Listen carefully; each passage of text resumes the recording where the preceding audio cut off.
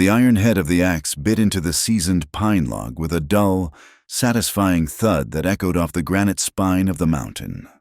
Clara Heaton wrenched the handle sideways, splitting the wood cleanly in two, her breath plumbing in the frigid air like smoke from a dying fire. It was late afternoon, but the sky above the Wyoming Territory had already surrendered its color to a bruising shade of slate and charcoal. The wind was picking up, carrying the metallic scent of deep snow and the promise of violence. Clara wiped a gloved hand across her forehead, pushing back a stray lock of hair that had escaped her woolen cap. She looked small against the towering backdrop of the pines, but there was nothing fragile about the way she stacked the wood against the side of the cabin. Her movements were efficient and practiced. 3 years alone in the high country had stripped away any softness she might have once possessed, leaving behind muscle, callus, and a vigilance that never truly slept. She picked up another log, setting it on the chopping block. The silence of the mountains usually comforted her, a vast and empty blanket that smothered the memories she tried so hard to outrun. But today, the silence felt heavy. It felt like a held breath. Clara swung the axe again, the rhythm of the labor anchoring her to the present moment. Split, stack, split, stack. She needed enough fuel to last 3 days, maybe 4. If the clouds banking in the north were any indication, this was not going to be a gentle dusting. This was a norther, a white butcher coming to carve the life out of anything foolish enough to be caught in the open. She paused, resting the axe head in the snow, and scanned the tree line. The cabin sat in a small clearing surrounded by dense timber, a strategic choice she had made when she first found this derelict trapper's shack. It offered clear lines of sight. Nothing approached without her knowing. Or so she had thought.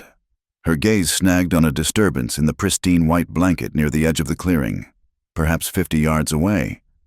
Clara went still. A deer would leave deep, punctured tracks. A wolf would leave a rhythmic, padding trail. This was neither. She abandoned the woodpile and moved toward the anomaly, her hand instinctively drifting to the knife sheathed at her belt. The snow crunched loudly under her boots, a sound that seemed deafening in the unnatural quiet. When she reached the spot, the air left her lungs in a sharp hiss. Boot prints. They were large, heavy-heeled, and unmistakable.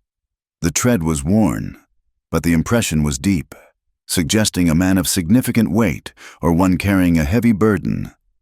They emerged from the thicket, circled the perimeter of the clearing, and then vanished back into the trees to the south. They were not hers. She had not been this far from the cabin in 2 days. Clara knelt, touching the edge of the track. The snow had not yet blown into the depression, meaning these were fresh, less than an hour old. Someone had been watching her while she chopped wood. Someone had stood right here, hidden by the pines, and studied the smoke rising from her chimney. Fear, cold and familiar, coiled in her gut. For 3 years, she had been a ghost. She had traded her name, her history, and her comfort for the safety of invisibility. Had they found her? The question made her heart hammer against her ribs like a trapped bird. She stood up abruptly, her eyes darting through the shadows of the forest. The wind moaned through the branches, sounding like whispered voices. Clara backed away slowly, keeping her face to the trees, until she reached the woodpile. She grabbed the axe, her knuckles white on the handle, and retreated into the cabin, sliding the heavy oak bar across the door with a trembling hand. The interior of the cabin was dim, lit only by the embers in the stone hearth. It smelled of wood smoke, dried sage, and the oil she used to clean her Winchester rifle. Clara moved immediately to the corner where the rifle leaned. She checked the chamber, loaded.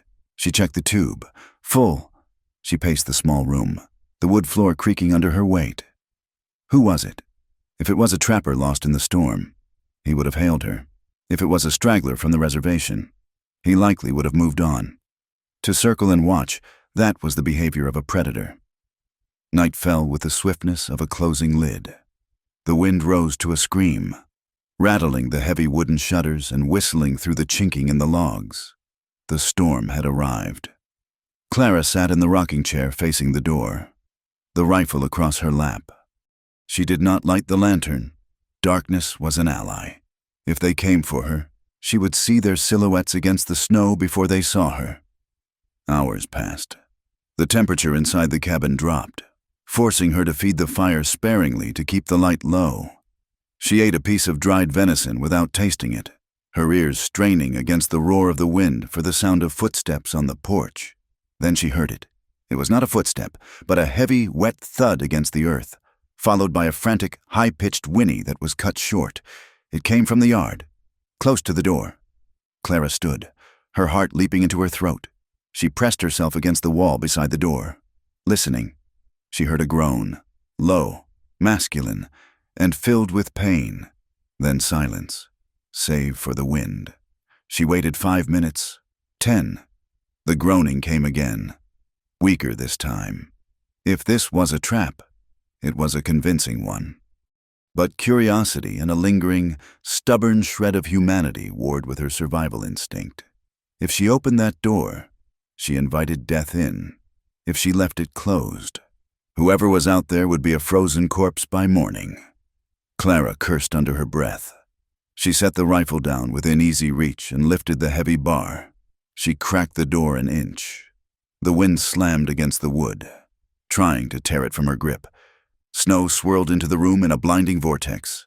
Through the gap, in the pale, gray light of the storm, she saw a dark shape lying in the snow just off the porch steps. A horse, down on its side, its flank heaving, entangled in the reins, half pinned beneath the beast, was a man. He was not moving. Clara shoved the door open and leaned out, the cold, biting, exposed skin like teeth. She scanned the darkness. No other riders, just the storm and the dying man. She grabbed her coat and wrapped a scarf around her face, then grabbed the skinning knife from the table. She stepped out into the maelstrom. The snow was already calf-deep. She waded to the horse. The animal's eyes were wide and glassy, its breathing ragged. A leg was snapped clean, bone gleaming white in the darkness. It was dying. She turned her attention to the man. He was face down, covered in a dusting of white. Clara grabbed the shoulder of his shearling coat and heaved.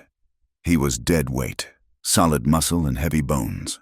He groaned again when she moved him, a sound of pure agony. "Help me," he whispered, the words barely audible over the wind. "Leg." His leg was trapped under the saddle. Clara braced her boots against the horse's flank and pulled at the man's upper body. The horse thrashed weakly, and she seized the moment. Yanking the stranger free, he tumbled into the snow, limp as a rag doll. She looked at the horse. Mercy dictated she end its suffering, but a gunshot would give away her position to anyone listening in the valley. She knelt by the animal's head, stroking its muzzle until its breathing slowed, then drove her knife swiftly and surely into the base of its skull. The beast shuddered once and went still. Clara sheathed the knife, her hands shaking. Now for the man. He was unconscious again. Clara grabbed him under the arms, her boots slipping on the ice. She dragged him toward the porch, straining with every step. He was heavy, far heavier than the wood she had chopped earlier. Her back screamed in protest, but she gritted her teeth, hauling him up the wooden steps and across the threshold. She kicked the door shut behind them and dropped the bar back into place, leaning against the wood to catch her breath. The cabin was suddenly filled with the smell of wet wool, blood, and horse sweat. Clara lit the lantern on the table, turning the wick low. The golden light spilled over the stranger. He lay in a heap on her rug, a tall man with long legs clad in worn denim and leather chaps. His hat was gone, revealing dark hair plastered to his skull with melted snow and sweat. She approached him cautiously, the knife back in her hand. He did not move. She nudged his boot with her own. "Nothing." "All right," she murmured to the empty room. "Let's see what trouble I've invited in." She knelt beside him and rolled him onto his back. His face was pale, sharp-angled, with several days of dark stubble. His lips were blue, but it was the blood that drew her eye. A dark stain was spreading across the left shoulder of his coat, and his right hand, ungloved, was a waxy, terrifying shade of white. Frostbite. Clara moved quickly. She needed to get him warm, but not too fast. She stoked the fire, adding 2 large logs, then returned to him. She struggled to peel the heavy coat off his shoulders. The blood had frozen the fabric to his shirt. She had to use her shears to cut the wool away. Underneath, his shirt was soaked in red, a bullet wound. It had torn through the fleshy part of the shoulder, messy, but it had missed the bone and the lung. "Lucky fool," she whispered. She stripped him of his wet clothes, working with the detachment of a physician. She had seen men broken and bleeding before. The sight of a bare chest did not make her blush. She was looking for hidden weapons, for tattoos, for anything that would tell her who he was. He carried a Colt revolver on his hip, which she placed on the mantel, far out of his reach. In his pocket, she found a few silver dollars and a folding knife. No badge, no letters. She dragged him closer to the hearth, covering his lower half with a quilt. Then she turned her attention to his hands. The right one was bad. The fingers were stiff and cold as stone. Clara fetched a basin of snow and set it near the fire to melt, but not to heat. She knew that putting frostbitten flesh in hot water would kill the tissue. It had to be cool water, warmed slowly by the room. She washed the blood from his shoulder first, packing the wound with a poultice of yarrow and dried moss she kept in a jar, then binding it tight with strips of clean linen. The man flinched in his sleep, a hiss escaping his teeth, but he did not wake. Next, she took his frozen hand between her own warm ones. She rubbed gently, trying to encourage the blood to return. It was a slow, tedious process. Minutes stretched into an hour. The wind outside battered the cabin, shaking the roof beams. But Clara focused entirely on the stranger's hand as sensation began to return. The color shifted from white to a mottled red. The man gasped, his eyes flying open. He scrambled backward, his heels scraping on the floor, his good hand grasping for a weapon that wasn't there. He stared at her, his chest heaving, eyes wild and disoriented. "Easy," Clara said, her voice low and firm. She sat back on her heels, showing him her empty hands. "You're safe. You're in a cabin." The man blinked, the panic slowly receding, replaced by a grimace of pain as the feeling roared back into his damaged fingers. He looked at his hand, then at his bandaged shoulder, and finally at her. His eyes were dark, intelligent, and filled with a profound exhaustion. He looked like a man who had run until his heart was ready to burst. "Who?" His voice was a wreck, dry and cracking. He coughed. "Who are you?" "Name's Clara," she said. She reached for a tin cup of water she had warmed by the fire and held it out. "Drink, slowly." He took the cup with his shaking left hand, draining it in 3 swallows. He handed it back, watching her warily. "Luke," he rasped. "Well, Luke," Clara said, standing up and wiping her hands on her apron. "You nearly died on my doorstep. Your horse didn't make it. I had to put it down." A shadow crossed his face, a look of genuine grief. He was a good horse, ran until his heart gave out. "You've got a bullet hole in you," Clara stated, crossing her arms. "And footprints were circling my cabin before you got here. You bring trouble with you, Cowboy?" Luke looked at the fire, avoiding her gaze. He shifted, wincing as his shoulder protested. "I left something bad behind. Ma'am, I thought I was far enough ahead of it. Reckon I wasn't." "That's not an answer," Clara said sharply. "It's the only one I've got right now," he replied, meeting her eyes. There was no aggression in his stare, only a plea for patience. "I didn't mean to bring it to your door. The storm. I lost the trail." Clara studied him. He didn't look like the men she feared. He looked broken, but she knew better than anyone that broken men could be dangerous. "Rest," she said finally. "But know this, I've got a Winchester, and I don't sleep soundly. You try anything, and I'll finish what that storm started." Luke nodded slowly. "Fair enough." He closed his eyes, and within moments, his breathing evened out. Clara did not sleep. The storm raged with a violence that felt personal, burying the cabin in drifts that crept up the walls like white shrouds. The temperature plummeted.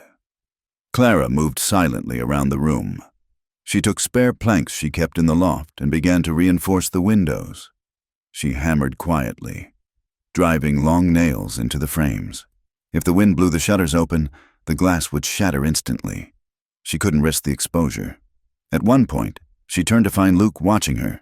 He was awake, propped up on his good elbow. He didn't speak. He just watched her drive the nails with precise, powerful blows. There was no leering in his gaze, no condescension, just a quiet, assessing respect. He saw her competence, and he acknowledged it. It was a look she wasn't used to. Most men looked at her as either a scullery maid or a prize to be won. Luke looked at her like she was a fellow soldier in a trench. He eventually sank back down, overcome by weakness. By midnight, the cabin was a fortress. The air inside was thick with heat from the fire, contrasting sharply with the freezing death waiting outside.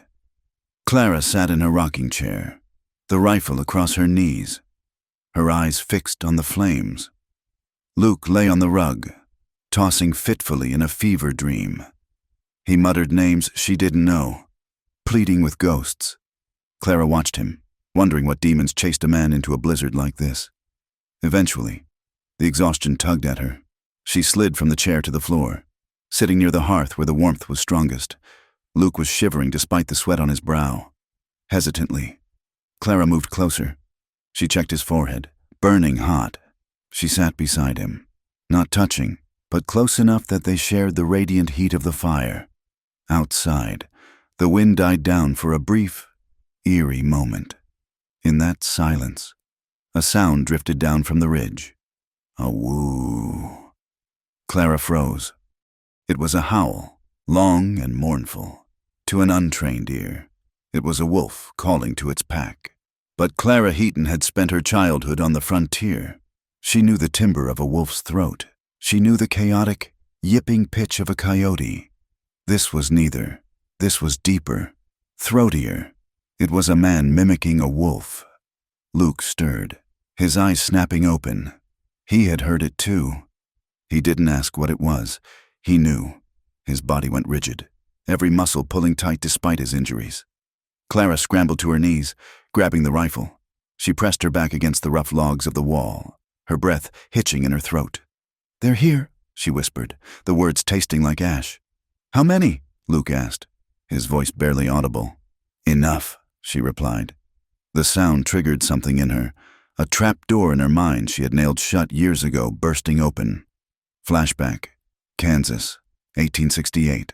The smell of cheap whiskey and stale tobacco smoke. The feeling of rough rope binding her wrists to the bedpost. She was 18, terrified, her dress torn at the shoulder. The door to the farmhouse kicked open. Her brother, Thomas, stood there, a pitchfork in his hands, screaming for them to let her go. He looked so brave, so foolish. A laugh, a dark, gravelly laugh that vibrated in her bones. Jed Morgan stepped into the light. He was a giant of a man, wearing a long duster coat and a hat with a rattlesnake band. He didn't even draw his gun. He just smiled, his teeth yellow in the lantern light. "Boy," Jed said. "You're interrupting?" Thomas lunged. Jed moved with terrifying speed, catching the pitchfork handle and twisting it. He drew a Bowie knife from his belt, a massive blade that gleamed like a sliver of the moon. Clara screamed, pulling at the ropes until her wrists bled. "No, take me! Just let him go!" Jed didn't look at her. He drove the knife into Thomas's chest, twisting it upward. Thomas fell without a sound, his eyes wide, staring at Clara as the light faded from them. Jed wiped the blade on Thomas's shirt and turned to her. He walked to the bed, holstering the knife, and trailed a callous finger down her cheek. "He was weak, darlin'," Jed whispered, his breath smelling of rot. "I'm doing you a kindness. You belong to the strong now. You belong to me."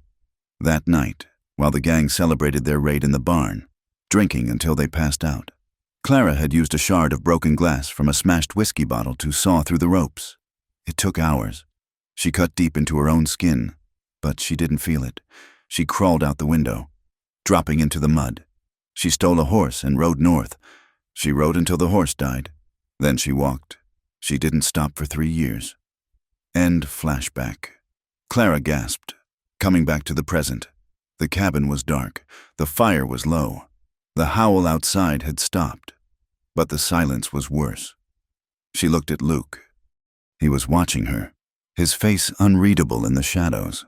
He saw the terror in her eyes, not the fear of the storm, but the terror of a prey animal that heard the hunter's step. "They found me," Clara whispered, clutching the rifle so hard her hands ached. After all this time, Luke struggled to sit up, his face pale but his jaw set in a hard line. "If they're who I think they are," he said softly. "They won't come in the dark, not in this weather. They'll wait for the light." "They killed my brother," Clara said, the confession spilling out before she could stop it. "The man who leads them, he thinks he owns me." Luke looked at the boarded window, then back at her. A strange look crossed his face. Shame, perhaps, or resolve. "He doesn't own anything," Luke said. "Not anymore." Clara looked at the stranger she had dragged from the snow. He was battered, bleeding, and barely alive. But as he looked at the door, his hand drifted to the heavy Colt revolver on the floor beside him. He checked the cylinder, spinning it once. "Get some sleep, Clara," he said, using her name for the first time. "I'll take the first watch," Clara wanted to argue, to tell him he was in no condition to guard a doghouse, let alone a cabin under siege, but the exhaustion was pulling her down like an anchor. She nodded, moving back to her rocking chair, keeping the Winchester across her lap. Outside, the wind shrieked, masking the sound of bootsteps circling the house, tightening the noose. The gray light of dawn did not break so much as it leaked into the cabin, filtering through the cracks in the boarded windows like dirty water. The storm had not abated. If anything, the wind had found a sharper, more vicious edge, howling around the corners of the log structure with the voices of the damned. Clara was awake before the light. She had not truly slept, only drifted in a shallow tide of exhaustion, her hand never leaving the stock of the Winchester resting against the rocking chair. When she opened her eyes, the first thing she saw was the stranger. Luke. He was sitting up on the rug, his back pressed against the stone hearth. He was pale, the skin beneath his eyes bruised with fatigue, but he was awake. He was watching the door. She sat up, the quilt falling from her shoulders. The air in the cabin was frigid, the fire having burned down to a bed of sullen red coals. "Morning," Luke rasped. His voice sounded like gravel grinding together. "Morning," Clara replied. She stood, her joints stiff from the cold and the tension. She moved to the stove, adding kindling to the embers to coax the coffee pot back to life. "How's the shoulder?" Luke shifted, a grimace tightening his jaw. "Stiff, sore, still attached." He struggled to his feet, using the stones of the fireplace for leverage. He was unsteady, swaying slightly like a pine in a gale, but he locked his knees and forced himself upright. Clara watched him, assessing. He was hurt badly. That was plain, but there was a stubbornness in him that she recognized. It was the same stubbornness that had kept her alive in these mountains for 3 years. "Sit back down," she commanded, reaching for the tin of coffee grounds. "You will tear those stitches before breakfast." "I am not an invalid." "Clara," he said, using her name with a familiarity that made her spine stiffen. "And I do not take charity without earning it." He moved toward the door, grabbing his coat from the peg where she had hung it to dry. It was still damp and smelled of wet wool and old blood. He winced as he shrugged it on, the movement pulling at his wounded shoulder, but he buttoned it with grim determination. "Where do you think you are going?" Clara asked, her hand pausing over the coffee pot. "Woodpile," Luke said. "Fire is dying. You need more fuel if this storm is going to blow for another 2 days." "I chopped plenty yesterday," she countered. "Not enough for a blizzard," he said. He picked up her heavy wool scarf and wrapped it around his neck, then reached for the axe leaning by the door. Clara stepped forward, her hand dropping to the knife at her belt instinctively. "I do my own work." Luke stopped, his hand on the latch. He looked at her, really looked at her. His eyes were dark brown, flecked with gold, and they held no malice. I know you do. I saw the stack. But you saved my life. Ma'am, let me be of use. It is the only way I know how to pay a debt." He did not wait for her permission. He lifted the heavy bar and slipped out into the white maelstrom. Clara stood frozen for a moment, the wind from the open door swirling snow across the floorboards. Then she grabbed her coat and the rifle. She was not going to let a wounded stranger wander around her property armed with an axe, no matter how polite he was. Outside, the world had been reduced to white noise and biting cold. The snow was thigh-deep in places. Clara found Luke by the woodpile she had started yesterday. He was struggling. He was trying to swing the axe one-handed, favoring his left side. It was an ugly, awkward motion, lacking the leverage needed to split the seasoned pine. He brought the axe down. It glanced off a knot, sending a jar of pain through his body that Clara could see ripple across his back. He stumbled, nearly falling into the drift. Clara marched over to him. "Give it here." Luke leaned on the axe handle, breathing hard. His face was gray, sweat freezing on his brow despite the killing cold. "I got it. You are going to bleed out in the snow, and I'm not digging a grave in frozen ground." She snapped. She reached for the axe. He pulled it back slightly. "I said I got it." They stood there, chest to chest in the howling wind. Two stubborn fools fighting over a tool. Then, without a word, Luke adjusted his grip. He choked up on the handle, using his good arm for power and the injured one just to guide the aim. He swung. The log split.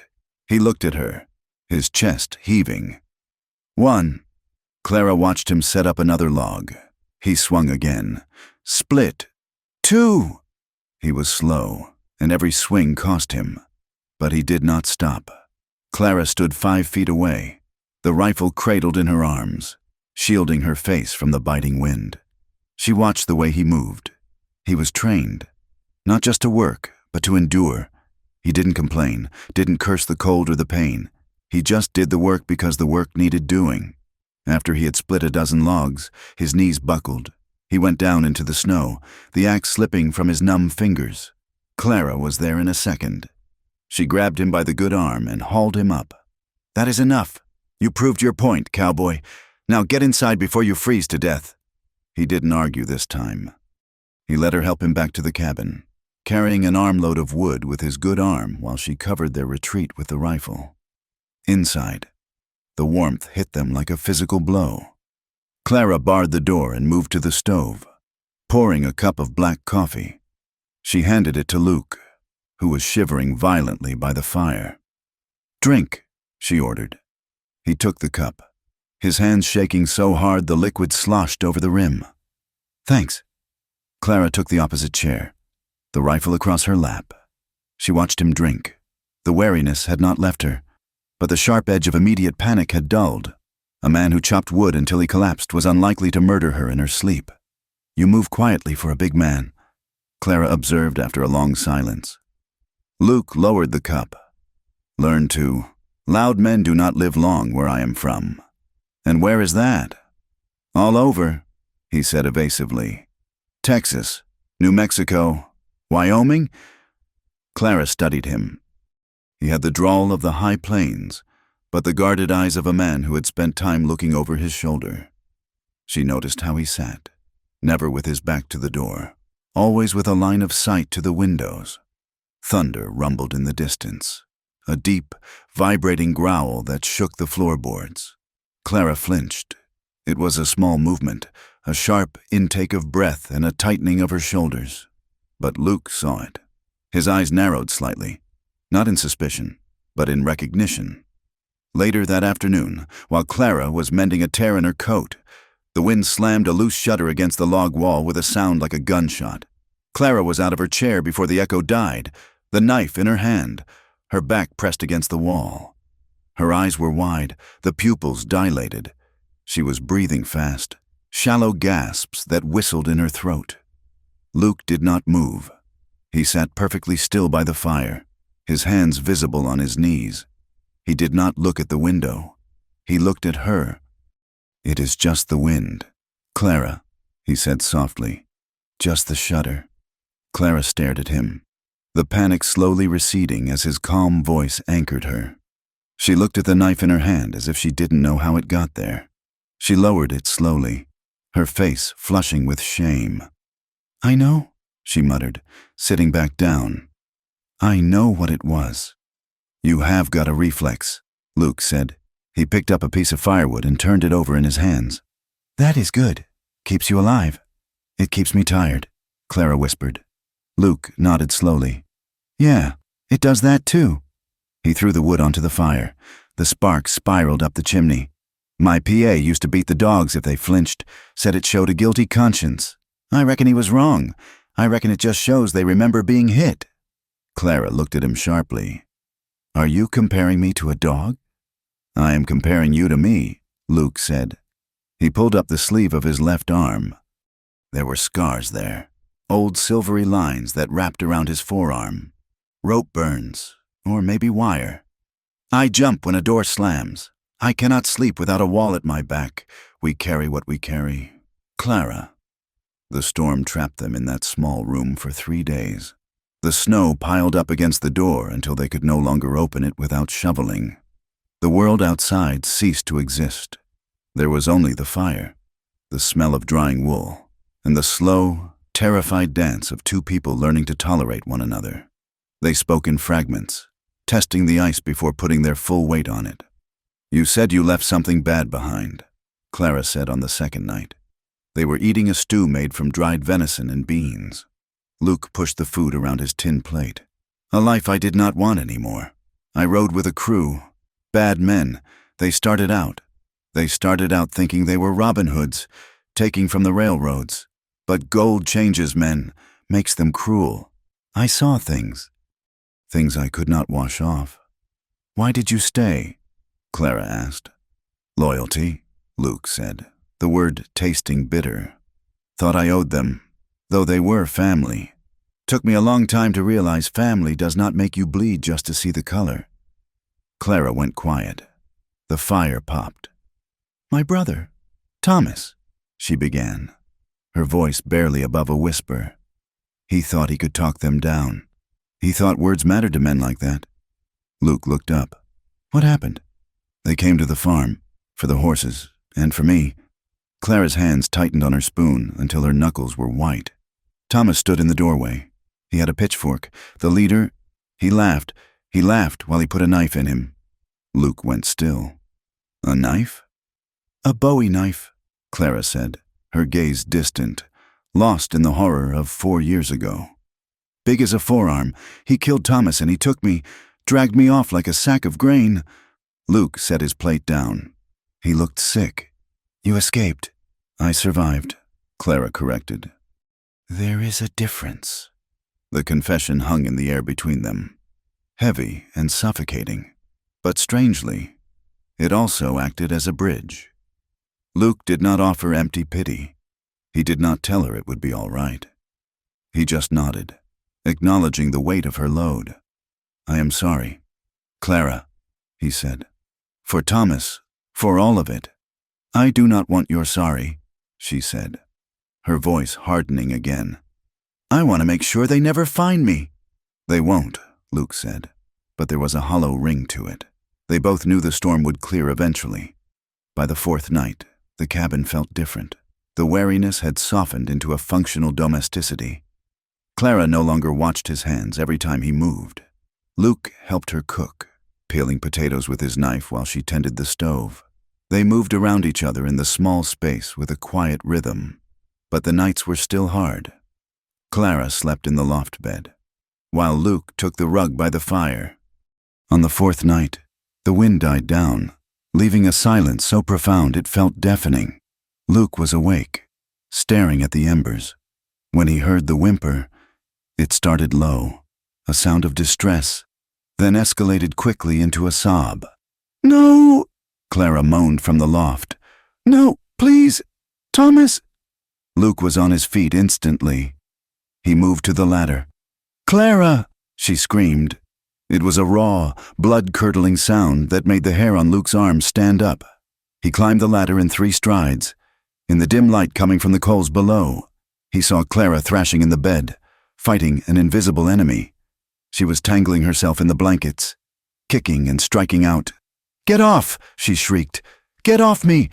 Luke reached out to shake her awake, but stopped himself inches from her shoulder. He remembered the flinch. He remembered the knife.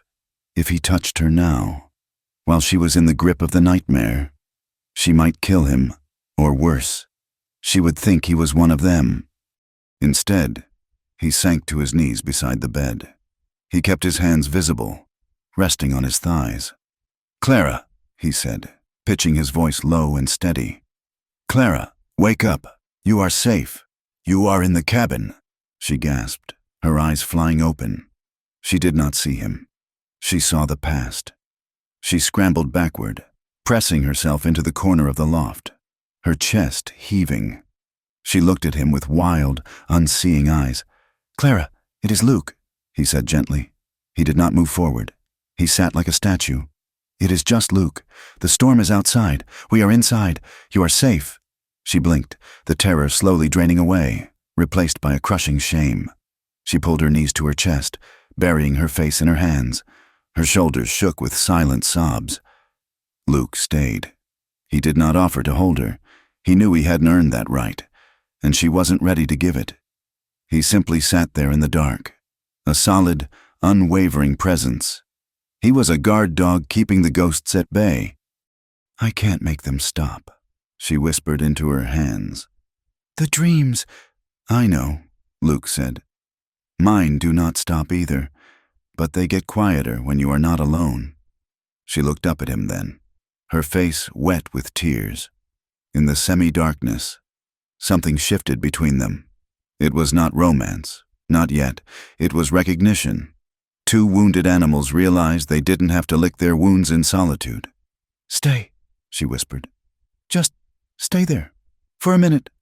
"I am not going anywhere," Luke promised. He sat there until her breathing slowed and she drifted back into a fitful sleep. He did not go back down to the fire. He sat with his back against the wall, watching over her, until the first gray light of morning touched the window. The fifth day brought a strange calm. The wind had stopped completely. The silence was absolute. They spent the day checking the defenses. Luke reinforced the bar on the door. Clara cleaned her rifle, oiling the action until it moved like silk. They did not speak of the nightmare, but the air between them was charged. Every time their eyes met, the contact lingered a second longer than necessary. Night fell early. They ate in silence, the tension returning. It wasn't a storm anymore. It was waiting. Clara felt it in her bones. The peace was a lie. Around midnight, they were sitting by the fire. Luke was whittling a piece of kindling. Clara was reading a tattered Bible she kept on the mantel, though she wasn't absorbing the words. Then came the sound, knock, knock, knock. It was distinct, deliberate. 3 hard raps on the glass of the south window. Clara froze. The Bible slipped from her fingers and hit the floor with a thud. She did not look at the window. She stared straight ahead, her face draining of all color. "No," she whispered. "No." Luke was moving before the last knock faded. He dropped the wood and the knife, moving in a crouch toward the window. He flattened himself against the wall beside the frame. He waited. Silence. Then, the crunch of snow. Footsteps. Heavy, confident footsteps circling the cabin. Luke risked a glance. He peered through the narrow crack between the shutter and the frame. The storm clouds had parted, and the moon was full and bright on the white snow. It illuminated the clearing like a stage. 5 shadows stretched across the yard. 5 men. They stood in a semicircle facing the cabin door. They were heavily armed, rifles resting easily in the crooks of their arms. Their breath steamed in the cold air. They were not trying to hide. They stood with the arrogance of men who knew there was no escape. One man stood a few paces in front of the others. He was massive, wearing a long duster coat that brushed the snow. He wore a hat with a rattlesnake band. Luke felt the blood freeze in his veins. He knew that coat. He knew that stance. The man stepped forward, cupping his hands around his mouth. "Clara!" The voice was deep, booming and filled with a terrifying, mocking warmth. "Come on out, darling. You have been playing hide-and-seek long enough. You know I do not like to be kept waiting." Inside the cabin, Clara let out a sound that was half sob, half snarl. She grabbed the Winchester, her hands shaking so hard the barrel rattled against the table leg. "It is him," she gasped. "Jed, it is Jed Morgan. You owe me a debt, girl." Jed's voice cut through the walls. "You stole a horse. You stole yourself. And I'm a man who collects what is his." Luke turned from the window. His face was a mask of horror and realization. He looked at Clara, then back at the man in the snow. "Morgan?" Luke whispered. "Jed Morgan." Clara looked at him, her eyes wide. You know him?" Luke closed his eyes for a second, a look of pure agony crossing his face. "The gang I rode with, the one I left." He opened his eyes, and they were hard as flint. "That is them. Clara, that is my old crew." Clara took a step back, raising the rifle slightly, the barrel wavering toward Luke. "You led them here?" "No," Luke said, raising his hands. "I swear to you, Clara, I did not know. I left because of what they were becoming. I did not know you were the one. I did not know about Thomas." "He is out there," Clara hissed. "He is out there because of you." "He is out there because he is a devil," Luke said fiercely. "And he tracked us both." Outside, Jed's voice came again. "Lower this time. Harder. I know you got company there. Clara, saw the tracks, saw the dead horse. Send him out. Maybe I will let him live, or maybe I will just kill him quickly. But you come out now, or we burn that coop to the ground with both of you in it." Luke looked at the door. He looked at the 5 men who used to be his brothers in arms. He knew exactly what they were capable of. He knew exactly what they would do to Clara if they got inside. He looked back at Clara. She was terrified, but she was standing her ground. She was holding the rifle like it was the only friend she had left in the world. He had a choice. He could yell out. He could tell Jed he was coming out. He could try to trade his life. Or maybe rejoin them. Try to talk them down. But he remembered the story of Thomas. He remembered the pitchfork. He remembered the look in Clara's eyes when she woke up screaming. Luke reached down and picked up his Colt from the mantel. He checked the load. 6 shots. He looked at Clara. "I am not going out there," he said. "And neither are you." "They will burn us out," Clara said, her voice trembling. "Let them try," Luke said. He moved to the window, sliding the barrel of his revolver through the crack in the shutter. "I ran from my past for 500 miles. Clara, I am done running." He cocked the hammer. The click was loud in the silent room. "We fight," Luke said. Clara stared at him. She saw the betrayal of his past. Yes, but she also saw the resolve in his eyes. He was choosing her. He was choosing death, potentially, over loyalty to the monsters outside. She nodded once, sharp and quick. She moved to the other window, leveling her Winchester. "We fight," she agreed. The voice from outside had ceased, leaving a silence that was heavier than the threats. Jed Morgan was not a man who begged. He made his offer, and then he waited for the terror to do the work for him. Inside the cabin, the air was brittle with tension. Clara stood by the north window, her rifle barrel resting on the sill, her knuckles white where she gripped the stock. She was shaking, a fine tremor that started in her hands and radiated through her entire frame. "I will not go back," she whispered. It wasn't a statement of defiance. It was a statement of fact, cold and final as a tombstone. "I will put a bullet in my own heart before I let him touch me again." Luke stood by the hearth, reloading his Colt with methodical, almost mechanical precision. He slid each cartridge into the cylinder, the brass gleaming in the firelight. He looked up at her, his face grim. He knew Jed. He knew the gang, and he knew that Clara meant every word. "You won't have to," Luke said quietly. He snapped the cylinder shut. "I am not leaving you, Clara, and I am not letting them take you." Clara turned to him, her eyes wide and searching. "They are your people, Luke, your family."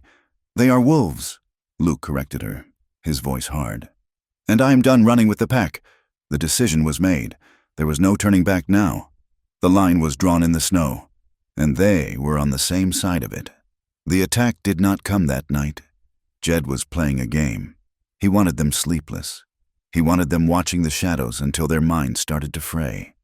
The next day passed in a blur of frantic preparation. The storm outside had settled into a steady, relentless snowfall, piling drifts against the walls that reached halfway up the windows. It was a blessing and a curse. It made approaching the cabin difficult, but it also trapped them inside a tomb of ice. They worked with a desperate synergy. Luke used the last of the spare lumber to reinforce the door, hammering thick planks across the frame until it was solid as a bank vault. He moved the heavy oak table in front of the south window, creating a barricade they could fire from behind. Clara took inventory of their ammunition. It was not enough. 3 boxes of rifle cartridges, a pouch of powder, and enough lead to cast perhaps 20 pistol balls. "Make every shot count," she muttered, counting the brass casings on the table. "We need an edge," Luke said, limping as he dragged a heavy sack of flour to the window to use as a sandbag. His shoulder was bleeding again, a fresh stain blooming on his bandage, but he ignored it. "They have the numbers. We need something they do not expect." He found a coil of rusted baling wire in the corner. He spent the afternoon rigging tripwires across the threshold and just inside the window frames. He attached them to empty tin cans filled with nails. Crude alarms. "If they breach," Luke explained, his hands working the wire with surprising delicacy, "we will hear them before we see them." As the light began to fail, the tension in the small room ratcheted up to a breaking point. They were exhausted, hungry, and terrifyingly aware of their own mortality. The confinement was maddening. Every creak of the settling logs sounded like a boot step. Every gust of wind sounded like a scream. They argued over everything. "Put the lantern out," Clara snapped when Luke lit the wick to check his bandage. "You are giving them a target." "I need to see to clean the wound, or I will lose the arm," Luke shot back, his patience fraying. "A one-armed man is no good to you in a fight. Better one-armed than dead. Stop telling me how to survive a siege. Woman, I have lived through more of these than you have had hot dinners." "And whose fault is it that we are in this one?" Clara shouted, slamming the ammunition box onto the table.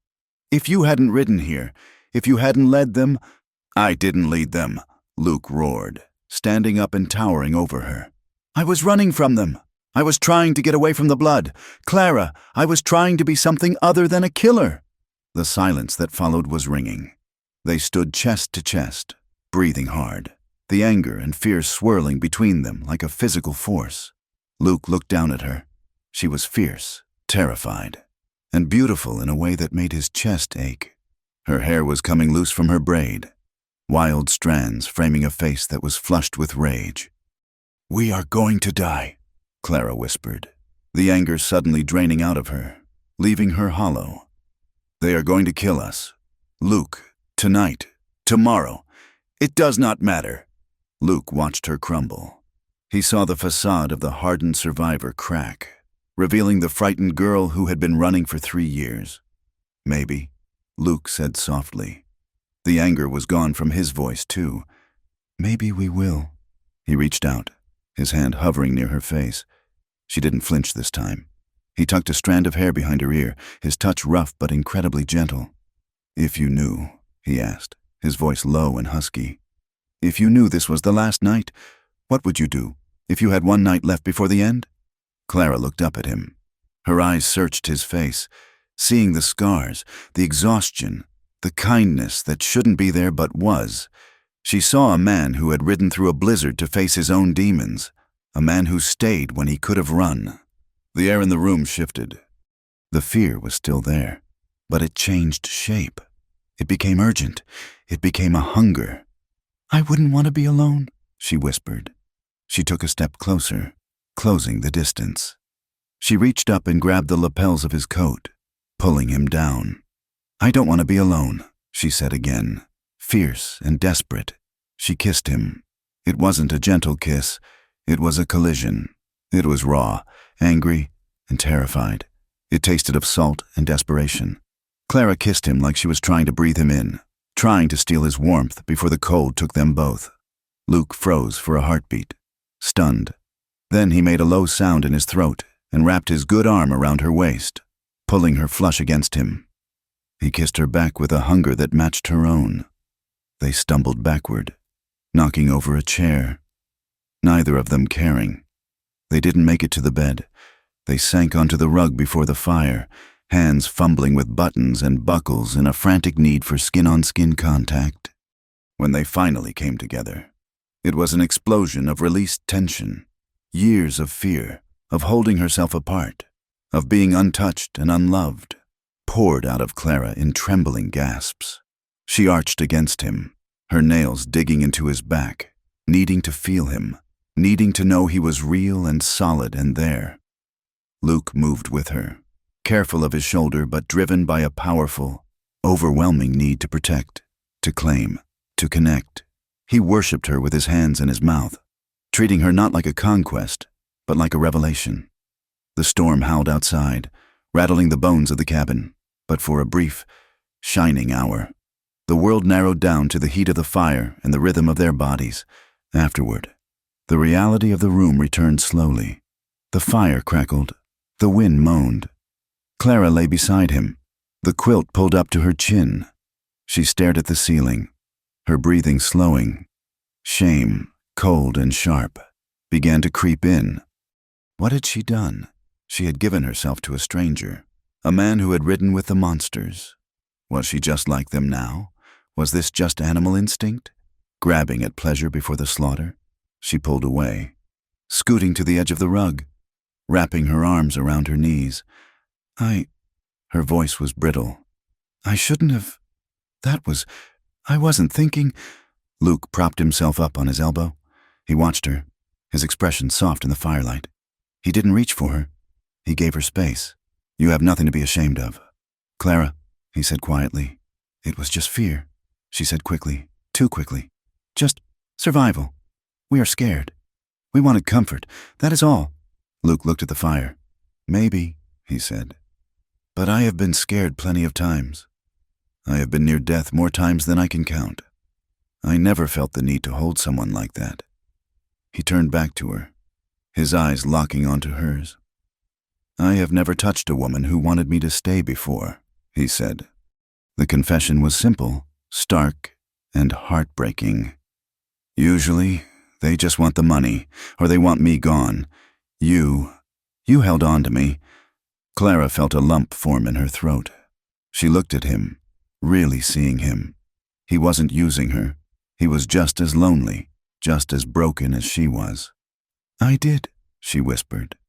Luke reached out his hand, palm up, an invitation, not a demand. Come here, he said gently. It is cold over there. Clara hesitated. Then, slowly, she unfolded herself and moved back into the circle of his arm.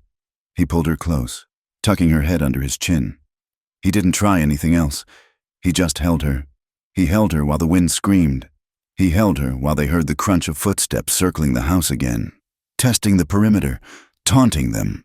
He held her while she shivered, not from cold, but from the sheer, overwhelming weight of being alive. They slept in shifts, but neither truly rested. Morning brought a gray, suffocating light and a new horror. Clara went to the attic window to scout the yard. She gasped, her hand flying to her mouth. Luke, she choked out. He was beside her in an instant, peering through the frosted glass. The barn, which stood 50 yards from the cabin, was a smoking ruin. The roof had collapsed, and the blackened timbers jutted out of the snow like broken ribs. But it was what lay in front of the barn that made Luke curse softly. Clara's horse, a sturdy roan mare she had raised from a foal, lay dead in the snow. Its throat had been cut. The snow around it was stained a shocking, violent red. They are escalating, Luke said grimly. They are done playing games.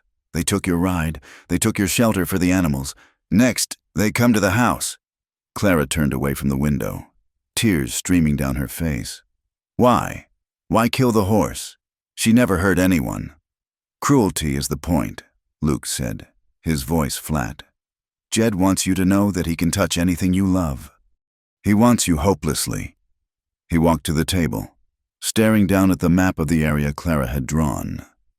He was thinking hard, digging deep into the memories of the months he had spent riding with Jed Morgan. He needed a weakness. Every man had one, even the devil. "Jed is arrogant," Luke said suddenly. "He thinks he is a king. He thinks he is untouchable." He looked up at Clara, a desperate plan forming in his eyes. "He sends his men to do the work," Luke continued, speaking faster now. "He stands back and watches. He likes to make an entrance when the victim is already broken. But his men, they are greedy. They aren't loyal to him. Not really. They are loyal to the gold." "What gold?" Clara asked. "I have nothing. Just this cabin." Luke looked at her. "The gang thinks you do, or they think there is something here worth taking. But if we can turn them, if we can make them doubt him—" He stopped. He saw the look on Clara's face. She had gone pale. "Clara?" She walked to the center of the room, to a spot near the hearth where the rug was slightly worn. She knelt down and pried up a loose floorboard with the edge of her knife. "I lied," she whispered. She reached into the dark space beneath the floor and pulled out a heavy canvas sack. It clinked as she set it on the table. Luke stared at it. "My father's savings," Clara said. "And what Thomas had saved for the cattle drive? It is all we had. I took it when I ran. I buried it here. I haven't touched a coin in 3 years. I felt like it was blood money. Like if I spent it, I was admitting they were gone for good." She opened the sack. Gold coins spilled out, glittering dully in the lantern light. Double eagles, hundreds of dollars. A fortune in the territory. Luke looked at the gold, then at Clara. A strange mix of admiration and fear crossed his face. "That is it," he said. "That is the bait." "What?" "Jed's men follow him because he promises them wealth," Luke said, "but they haven't seen a score like this in months. If they knew this was here, and if they knew Jed was going to burn it along with the cabin—" "You want to give it to them?" Clara asked, incredulous. "No," Luke said, his eyes hardening. "I want to use it to tear them apart." He grabbed a handful of the coins, feeling the weight of them. "We are going to set a trap," Luke said. "Not with gunpowder, with greed. I'm going to go out there—" "No!" Clara grabbed his arm. "You said you wouldn't leave." "I am not leaving you," Luke said, gripping her shoulders. "I am going to create a diversion. I am going to sneak out during the whiteout. I will circle behind them. I will make sure one of them finds out about this gold. If I can get them fighting each other, if I can get them to turn on Jed, it is our only chance." "It is suicide," Clara cried. "There are 5 of them." "And there is only one way out of this box," Luke said. "We can't shoot them all. Clara, we don't have the ammo. We have to be smarter." He looked at the gold again. "Hide the rest," he commanded. "Put it somewhere they will never look. But leave a trail. Make it look like you were trying to move it." Clara stared at him, her chest heaving. He was asking her to trust him with her life, with her future, with the last piece of her family. "If you go out there," she whispered, "and you don't come back—" "I will come back," Luke swore. "I have a reason now." He looked at the bed, then back at her, his eyes dark with the memory of the night before. "I am coming back to you, Clara. I promise." Clara looked at the gold, then at the man who was willing to walk into a blizzard to save her. She reached into the sack and pulled out a single coin. She pressed it into his hand. "For luck," she said, her voice trembling. Luke closed his fist around the cold metal. He nodded. "Get the rifle," he said, "and get ready. When the shooting starts, don't hesitate." He moved to the door, pulling his coat collar up. He paused, looking back at her one last time. "I love you." He didn't say, but it was there, hanging in the air between them, loud as a gunshot. He slipped out into the white chaos of the storm, leaving Clara alone in the silence, the gold glittering on the table like dragon scales. She wiped her tears, grabbed the Winchester, and racked the lever. "Come and get it," she whispered to the empty room. The wind had ceased to be a sound. It was now a physical pressure, a rhythmic hammering against the logs that vibrated in the marrow of their bones. The whiteout Luke had predicted had arrived with the force of a biblical plague, erasing the tree line, the barn ruins, and the sky itself. The world outside the cabin was a void of swirling milk and ice. Luke stood by the door, his collar turned up high enough to graze his ears, his hat pulled low. He looked like a wraith, wrapped in layers of wool and leather, his face obscured by a heavy scarf. Only his eyes were visible, and they were hard, focused, stripped of the tenderness they had held the night before. "The snow is thick enough to walk on without sinking too deep if I keep to the drifts," Luke said, his voice muffled. He checked the load in his Colt for the third time. "Visibility is less than 5 feet. They will be huddled up, trying to keep warm. They won't be looking for a ghost." Clara stood by the table, her hands gripping the edge until her knuckles turned the color of old parchment. She wanted to scream at him to stay. Every instinct she possessed screamed that separating was death.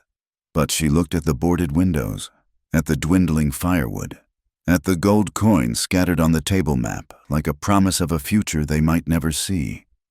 She knew he was right. Sitting still was just a slower way of dying. "3 knocks," she said, her voice steady despite the tremor in her hands. "2 fast, 1 slow. If I don't hear it, the door stays barred." "If you don't hear it," Luke said, stepping closer but not touching her, "you fire at anything that tries to cross that threshold. You don't wait to see a face. You shoot until the gun is empty."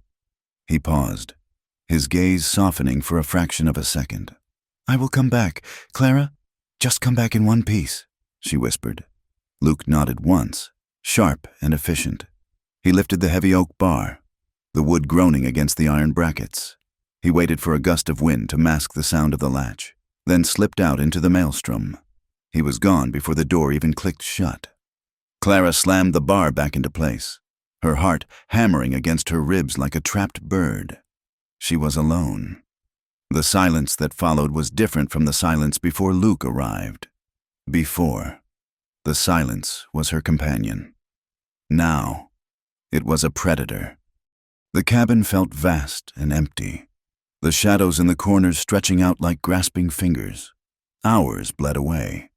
The grandfather clock on the mantel, the only heirloom she had managed to save from her parents' home, ticked away the seconds with agonizing slowness. 1 hour, 2, 3. Clara moved through the cabin like a specter. She checked the windows. She checked the fire. She checked the Winchester. She paced the length of the floorboards, 12 steps from the hearth to the door. 12 steps back. The storm raged on. A white curtain that hid everything. Was he dead? Was he lying frozen in a drift, bleeding out into the snow? Had they caught him? Then came the voice. It wasn't Jed Morgan this time. It was a higher, thinner voice, one she remembered from the night they took her. A man named Silas. "Clara!" The shout came from the south, barely audible over the wind.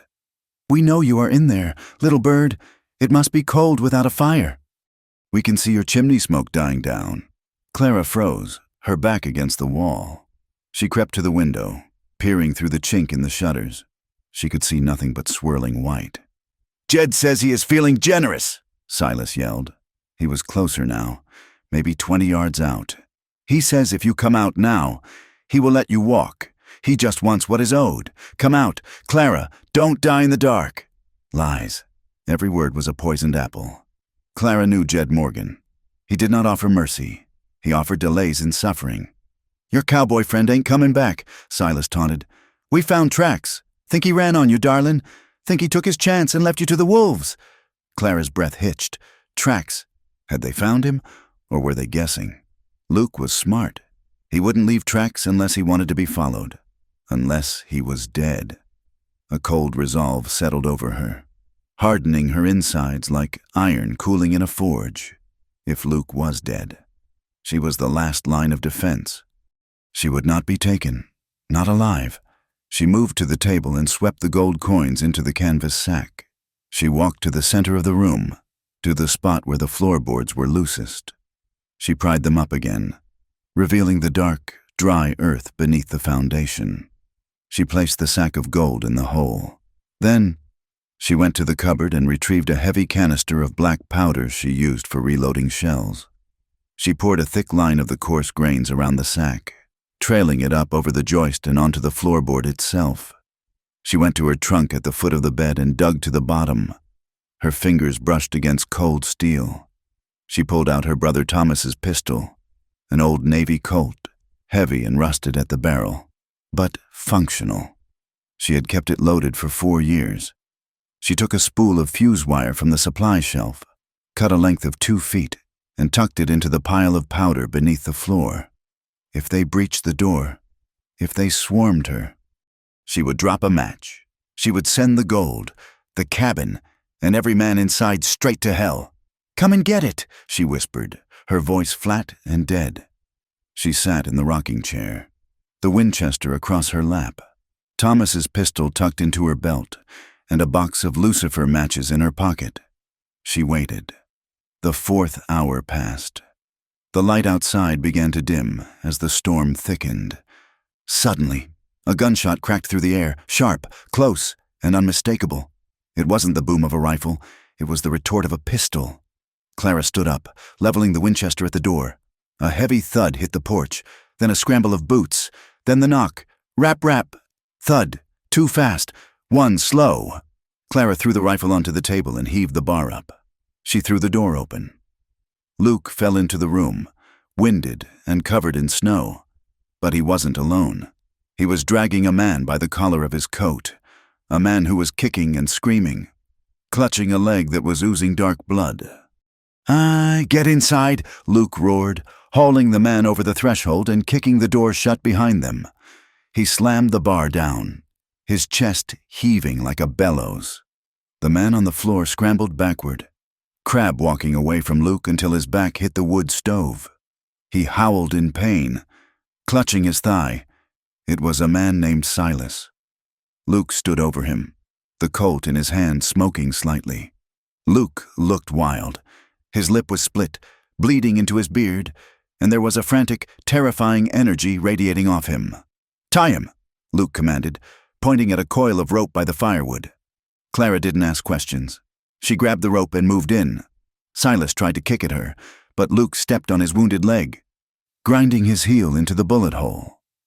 Silas screamed, his face going white. "Touch her, and you'll lose the other one," Luke snarled. Clara bound Silas's hands behind his back, pulling the knots tight enough to cut off circulation. Then she tied his ankles. She stood up, backing away to the table, her hand hovering near the pistol in her belt. Luke grabbed a chair and spun it around, straddling it as he faced the prisoner. He leaned close, the barrel of his revolver inches from Silas's nose. "Talk," Luke said. "Where is Jed? What is the plan?" Silas spat blood on the floor. He looked from Luke to Clara, his eyes full of hate and fear. "You are a dead man. Luke, you turned on your own." "I am asking you a question," Luke said, his voice dangerously quiet. "The storm is breaking in an hour. What is Jed waiting for?" "He ain't waiting for nothing," Silas sneered, though his voice wavered. "He sent me and Dutch to scout the perimeter. Make sure you are pinned down." "And where's Dutch?" Luke asked. "Dead and adrift," Silas spat. "You back-shooting coward." Luke didn't flinch. "The plan, Silas." Silas laughed, a wet, gurgling sound. "He ain't coming in. Luke, you think he is stupid? He knows you are here. He knows you are dug in like a tick." Silas looked at Clara, a cruel grin twisting his lips. "He is going to wait for the wind to shift," Silas said, his eyes gleaming with malice. "He has got the boys bundling dry brush and soaking it in coal oil. Soon as this whiteout lifts, he is going to light this coop up. He wants to smoke you out. He wants to hear you scream before he puts a bullet in you." Clara felt the blood drain from her face. Fire. It was the one thing they couldn't fight. The cabin was old pine and dry moss chinking. It would go up like a torch. "He said he wants the girl alive, though," Silas continued, his gaze raking over Clara. "Said if she crawls out on her belly, he might only cut her a little bit, might let the boys have a turn before he—" The sound of the gunshot was deafening in the small room. Luke jerked back, stunned. Silas's head snapped back, a dark hole appearing in the center of his forehead. The sneer was frozen on his face as he slumped sideways, dead before he hit the floorboards. Luke spun around. Clara stood by the table, Thomas's Navy Colt in her hand. A thin wisp of smoke curled from the barrel. Her face was a mask of stone. Her eyes were wide, unblinking, fixed on the dead man. "Clara," Luke breathed, rising slowly from the chair. Clara didn't lower the gun. She stared at the body. "He wasn't going to stop talking," she whispered. "He was bringing them in, even with his words. He was bringing the fire." Luke looked at the dead man, then at Clara. He saw the tremor in her arm, the way her chest was hitching. This wasn't a cold-blooded murder. I panicked. It was a prey animal biting the throat of the wolf. "He was unarmed," Luke said, his voice thick with shock. "He was tied up. Clara." "He was a monster," Clara said, her voice rising, cracking. "He held me down while they—" She couldn't finish the sentence. She dropped the gun onto the table with a clatter and wrapped her arms around herself. "I won't listen to it. I won't let them speak. I won't let them think they have won." Luke walked over to her, reaching out to touch her shoulder. "Clara, look at me." She flinched away from him, her eyes blazing. "Don't look at me like that. Don't you look at me like I did something wrong. You killed Dutch. You killed men before." "In a fight," Luke shouted back, the stress of the last 6 hours boiling over. "I killed men who were shooting at me. I didn't execute a man who was tied to a chair." "He was going to burn us alive," Clara screamed. "Did you not hear him? Justice? You want to talk about justice? Where was the justice for Thomas? Where was the justice for me when they dragged me through the mud?" She jabbed a finger at Luke's chest. "Driving him back. You get to choose justice because you are a man," she spat, tears finally spilling over. "You get to have a code. You get to decide who lives and dies with honor. I don't have that luxury. Luke, I am a woman alone in a cabin surrounded by devils. My justice is survival. My justice is silence." Luke stared at her. He saw the raw, gaping wound of her trauma. He realized, with a jolt of sickness, that he was judging her by the standards of a world that had never protected her. He was trying to be a hero, a white knight, while she was fighting a war in the mud. He looked at Silas's body. The man was evil. There was no doubt about that. But seeing Clara do it, seeing the violence erupt from her, it terrified him. Not because he feared her, but because he saw what the world had made her. He saw the reflection of his own past in her eyes. "I am not judging you," Luke said, his voice dropping to a ragged whisper. "I am scared. Clara, I am scared that if we start doing this, if we start killing like them, there will be nothing left of us to save." "There is nothing left of me to save," Clara said, turning away from him. "There is just the part of me that wants to live." She walked to the window, staring out at the white nothingness. "Get him out of here. I won't have him in my house." Luke didn't argue. He untied the ropes from the dead man's ankles. He dragged the body to the back door, opened it, and shoved Silas out into the snow. The drift swallowed him instantly. Luke barred the door and washed the blood from the floor with a rag and a bucket of snow. He didn't speak. Clara didn't turn around. They ate a cold dinner of dried biscuits and jerky, sitting at opposite ends of the table. The air between them was thick with unspoken words. The intimacy of the previous night felt like a dream, shattered by the gunshot and the blood on the floor. Luke sat by the fire, cleaning his Colt. Clara sat on the edge of the bed, staring at her hands. "They will wait for dawn," Luke said eventually, breaking the silence. Silas was right about that. They need the wind to die down so they can control the fire. "Then we have until dawn," Clara said dully. "Yeah," Luke said. "We have until dawn."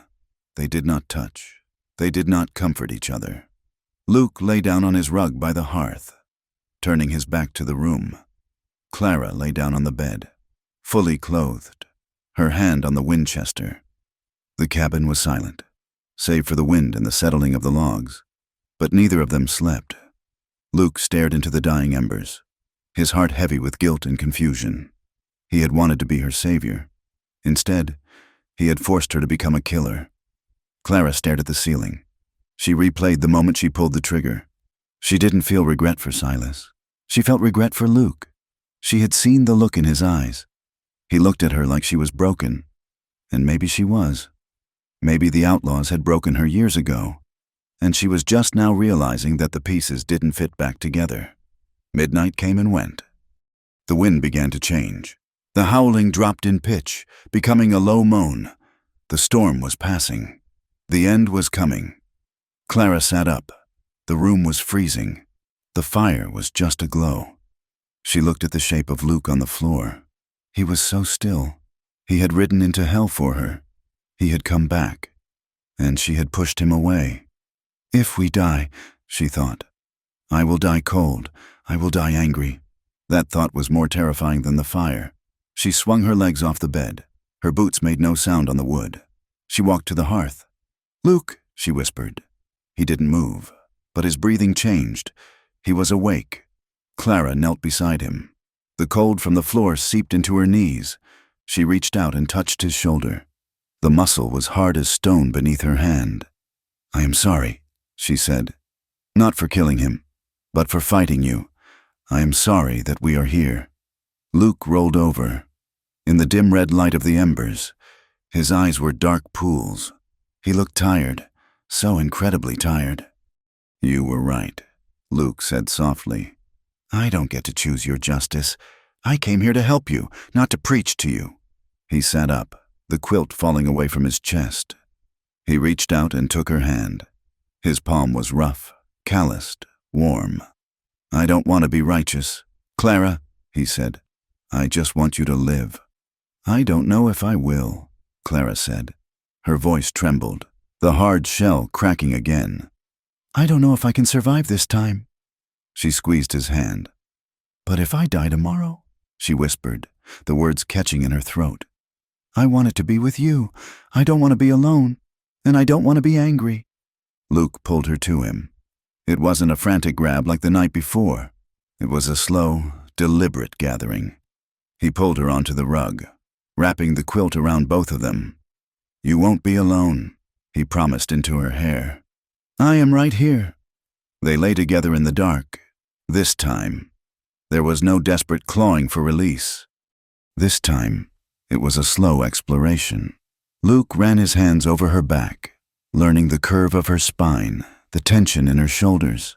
Clara traced the scars on his chest, the old bullet wounds, the marks of a life lived violently. They touched each other with a reverence that bordered on prayer. They were memorizing each other, the texture of skin, the rhythm of breath, the beat of a heart against a ribcage. It was a silent conversation about all the things they had lost and the one thing they had found in the middle of a nightmare. You have a scar here, Clara whispered, touching a jagged line on his ribs. Knife fight in Abilene, Luke murmured. I was young, stupid. And this one? She touched a burn mark on his arm. Branding iron, Luke said. Initiation. When I joined the gang, Clara kissed the mark. A benediction. A forgiveness. I have one too, she said. She guided his hand to her side, just above her hip. A small, puckered scar. I fell on a rake when I was 10. Thomas carried me 2 miles to the doctor. Luke kissed her forehead, then her cheek, then her lips. The kiss was slow, tasting of salt and sorrow. Thomas would be proud of you, Luke said. You are the bravest thing I have ever seen. Clara Heaton. Clara buried her face in his neck, breathing in the scent of him. Wood smoke, leather, and man. For the first time in years, she felt safe. Not because the danger was gone, but because she was sharing the fear with someone else. They made love slowly, quietly, moving together with the storm. It was a reclaiming. Clara wasn't a victim here. She was a woman choosing comfort, choosing pleasure, choosing connection in the face of death. It was a defiance far greater than the gunshot. Afterward, they lay tangled together, limbs heavy with exhaustion. Outside, the wind died. The silence returned, absolute and terrifying. Luke lifted his head, listening. "The snow is falling straight down," he whispered. "Heavy." "The last storm," Clara said. "Before dawn," Luke finished. He pulled her tighter, shielding her body with his own. "Sleep for an hour," he said. "I will watch." Clara closed her eyes. She didn't think she could sleep, but the warmth of him was a narcotic. As she drifted off, she realized that whatever happened when the sun came up, she had won something. She had stolen one night of peace from the devil, and that was enough. The dawn arrived not with the warmth of the sun, but with a pale, sickly grayness that seeped through the cracks in the shutters. The last of the storm had blown itself out in the dark hours of the morning, leaving the world buried under 3 feet of fresh powder. The silence was absolute. A heavy, suffocating blanket that pressed against the cabin walls. Inside, the air was cold and smelled of stale coffee and gun oil. Luke stood by the door, checking the cinch on the saddle of the horse he had recovered just an hour before. It was a miracle of luck and desperation. The animal, a skittish bay, had belonged to Silas. It had been tethered in the tree line, half frozen but alive, and Luke had risked a sniper's bullet to bring it into the lee of the porch while the wind still howled. Now, the animal stomped nervously on the wood planks of the porch, its breath pluming in the frigid air. Clara stood by the ladder to the attic, the Winchester rifle cradled in her arms. She looked small in the dim light, her face pale and drawn, dark circles bruising the skin beneath her eyes, but the tremor that had shaken her for days was gone. In its place was a terrifying stillness. "They will be waiting for the sun to hit the roof," Luke said, his voice low. He tightened the girth strap one last notch. "They want to see what they are shooting at, and they want us to see them." "You don't have to ride out there," Clara said. It was the last time she would say it, and they both knew it was a futile protest. Luke turned to her. He looked different this morning. The exhausted, wounded drifter who had collapsed on her floor was gone. In his place stood a man of violence, a man who had ridden with wolves and knew exactly how to bare his teeth. He wore his coat buttoned high, his hat pulled low, and the Colt on his hip was loose in the holster. "If I stay in here, we burn," Luke said simply. "If I ride out, I draw their eyes, I draw their fire. You take the shot, Clara, you make it count." He stepped closer to her, his boots heavy on the floorboards. He reached out and touched her cheek with a gloved hand. "One shot," he reminded her. "From the rear window, the one they are not watching. Then you get down, and you stay down until you hear my signal." "And if I don't hear it?" Clara asked, her voice barely a whisper.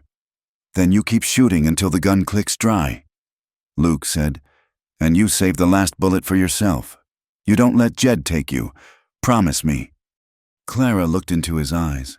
She saw the love there, fierce and desperate, but she also saw the truth of their reality. "I promise," she said. Luke nodded. He didn't kiss her. A kiss felt too much like a goodbye, and he refused to say goodbye. He turned, grabbed the reins of the bay, and unbarred the door. The light flooded in, blindingly white. Luke mounted the horse on the porch, the animal skittering on the slick wood. He ducked his head, spurred the beast, and launched himself off the steps and into the snow. Clara didn't watch him go. She turned and scrambled up the ladder to the attic, her heart hammering against her ribs like a war drum. Luke rode 10 yards into the clearing and pulled the horse up short. The snow was deep, reaching the animal's hocks, churning into a thick white slurry. The air was biting, sharp enough to freeze the moisture in his nose instantly. He sat tall in the saddle, an easy target against the white backdrop. He scanned the tree line. He didn't have to wait long.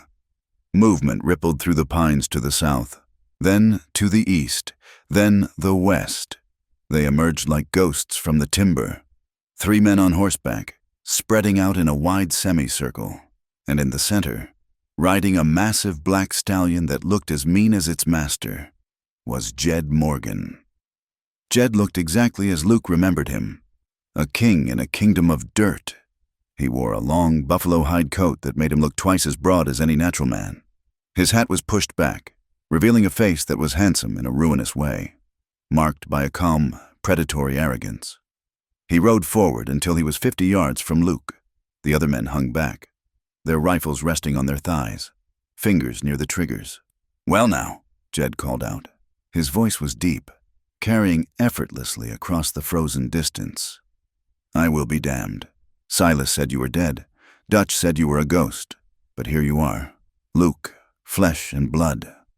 "Jed," Luke said, keeping his hands visible on the pommel of his saddle, "you are a long way from the border."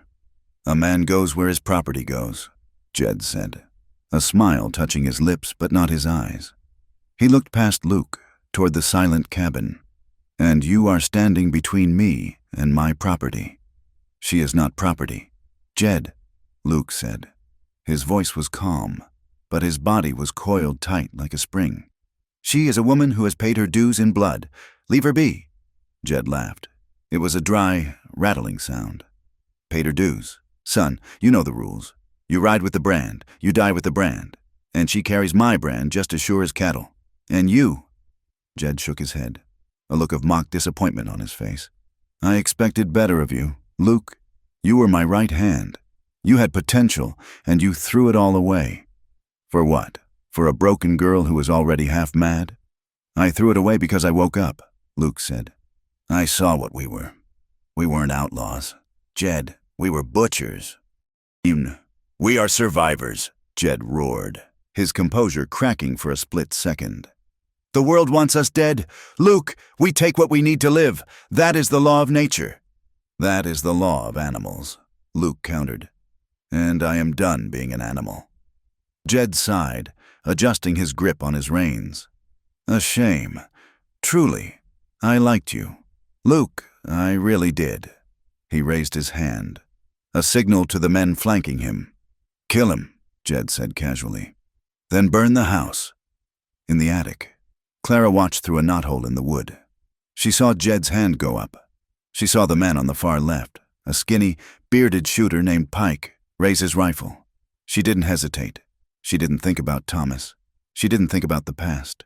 She thought about the wind, the distance, and the drop. She was at the rear window, facing the man who had circled behind the cabin while Jed talked. He was on foot, creeping toward the back door with a torch in his hand. Luke hadn't seen him. Jed had kept Luke's eyes forward. Clara smashed the glass with the butt of her Winchester, leveled the barrel, and fired. The shot was deafening in the confined space of the attic. The man with the torch jerked as if he had been kicked by a mule. The bullet caught him high in the chest. He dropped the torch into the snow and fell backward, his arms flailing. The crack of the rifle shattered the standoff in the clearing. "Ambush!" one of the riders screamed. Luke moved instantly. He spurred the bay, hauling the reins hard to the right. The horse reared and plunged sideways just as Pike's bullet tore through the space where Luke's chest had been a second before. "Draw them off!" Luke yelled, firing his Colt blindly toward the tree line as he galloped toward the edge of the clearing. Away from the cabin, chaos erupted. The three riders spurred their mounts, their horses kicking up massive plumes of snow. Gunfire crackled like dry wood in a hot fire. Bullets whistled through the air, snapping branches and thudding into the logs of the cabin. Clara racked the lever of her Winchester. She moved to the front window of the attic now. She had a bird's-eye view of the slaughter. Luke was riding for his life, weaving through the deep snow, trying to make himself a difficult target. He was heading for the ridge, trying to pull the men away from the house. Two of the riders peeled off to chase him. Jed stayed back, sitting on his black horse like a statue, watching the cabin. Clara rested the barrel on the sill. She aimed at the rider closest to Luke. He was closing in, leveling a shotgun. She breathed out. She squeezed the trigger. The rifle kicked against her shoulder. The rider's horse stumbled, hit in the flank. It went down in a tangle of legs and snow. The rider was thrown clear, tumbling through the powder. Luke saw the man fall. He wheeled his bay around, sliding to a halt. He didn't run. He fought. He took aim with his Colt and fired 2 shots at the man on the ground. The man stopped moving. "Behind you!" Clara screamed, though he couldn't hear her. The second rider, Pike, was coming up on Luke's blind side. He raised a revolver. Luke sensed him. He dropped off the side of his horse, using the animal as a shield. Pike's bullet struck Luke's saddle horn, sending splinters of leather and wood flying. Luke fired from under the neck of his horse. 1 shot. 2. Pike slumped in his saddle, clutching his belly, his horse carrying him away into the trees. But the distraction had cost Luke. Jed Morgan had not moved. He sat 50 yards away, watching his men die with a cold detachment. He raised his own rifle, a long-barreled Sharps buffalo gun. He took his time. He aimed. Clara saw it. She swung her rifle toward Jed, but she was too slow. Boom! The sound of the Sharps was different, deeper, louder, like thunder. Luke was thrown backward as if hit by a sledgehammer. He flew off his feet and landed hard in the snow, his red blood instantly staining the white ground. "No!" Clara screamed. Luke didn't rise. He lay still. Jed lowered the rifle. He smiled. He nudged his horse forward, walking slowly toward the fallen cowboy. But Luke wasn't dead. Clara saw his hand move. He was reaching for his gun, which had fallen 5 feet away. He dragged himself through the snow, leaving a broad, red streak behind him. Jed saw it too. He chuckled and spurred his horse into a trot, intending to trample Luke before he could reach the weapon. Clara didn't think. She didn't aim. She just fired. She worked the lever as fast as her hands could move. Bang! Click, clack, bang! Click, clack, bang! She sprayed bullets around Jed. 1 hit the snow in front of the stallion. Another clipped the horse's ear. The black stallion panicked. It reared, screaming, twisting in the air. Jed, for all his horsemanship, lost his seat. He was thrown from the saddle, landing heavily in a drift. The horse bolted for the trees. Luke had the gun now. He rolled onto his back, gasping for air. He fired at Jed, but his hand was shaking, and the shot went wide. Jed scrambled to his feet, roaring in rage. He drew his Bowie knife, the same knife that had haunted Clara's dreams for 4 years. He charged at Luke. Luke tried to rise, but his leg gave out. He had been hit in the hip. The bone was shattered. Clara threw the rifle down. She scrambled down the ladder, nearly falling. She hit the floor of the cabin and ran for the door. She threw it open and ran out onto the porch. "Luke!" Luke looked up. He saw Jed coming. He saw Clara on the porch. "Get back!" he screamed, blood spraying from his mouth. But Clara didn't go back. She raised Thomas's pistol, which she had tucked into her belt. She fired at Jed. The bullet kicked up snow at his feet. Jed hesitated. He looked at Clara, then at Luke. He realized he was exposed. The girl had teeth. He turned and dove behind the carcass of the horse Clara had shot earlier. Luke used the moment. He dragged himself up, adrenaline overruling the agony in his hip. He stumbled toward the cabin, falling, getting up, falling again. Clara ran to him. She didn't care about the bullets. She didn't care about the cold. She grabbed him by his coat collar. "I got you," she grunted, heaving him backward. "I got you," Luke groaned, his face gray and slick with sweat. "Leave me. Save yourself." "Shut up," she hissed. She dragged him up the steps. A shot rang out from behind the dead horse, Jed firing blindly. Wood splintered on the door frame, inches from Clara's head. She hauled Luke across the threshold and kicked the door shut, slamming the bar down. She collapsed on the floor beside him. The cabin was silent again, but it was a different silence. It was the silence of a tomb. Luke was bleeding bad. The Sharps bullet had taken a chunk out of his hip and side. The blood was pooling on the floorboards, dark and thick. "Clara," he rasped, his eyes losing focus. Did we get them?" "Most of them," Clara said, ripping the hem of her skirt to make a tourniquet. She tied it around his upper thigh, pulling it tight until he screamed. "Jed is still out there." "He won't leave," Luke whispered, his head lolling back. He never leaves a debt unpaid. Clara checked the Winchester. Empty. She checked the pistol. 2 shots left. "Let him come," Clara said, her voice shaking. She grabbed a handful of cartridges from the table and began to reload the rifle, but she was shaking too hard. The shells slipped from her bloody fingers, clattering onto the floor. Suddenly, there was a sound from the back of the cabin, a scrape of wood, a creak of hinges. Clara froze. The back door. She had unbarred it to throw Silas out. Had she barred it again? She turned her head slowly. The back door swung open. Jed Morgan stood there. He was covered in snow, looking like an ice demon risen from the earth. His coat was torn. He had lost his hat, and his hair was plastered to his skull. His eyes were wide, frantic, and filled with a pure, distilled hatred. He held a heavy Colt revolver in one hand and his Bowie knife in the other. "You little bitch," he breathed, stepping into the room. Clara scrambled for the rifle on the floor, but Jed was faster. He crossed the room in 2 strides and kicked the gun out of her reach. He grabbed Clara by the hair and yanked her to her feet. She screamed, clawing at his hand, but he was immovable. He shoved the barrel of his gun under her chin, forcing her head back. "I am going to peel the skin off you," Jed whispered, his face inches from hers. Slowly. While he watches, he looked down at Luke. Luke was lying in a pool of his own blood.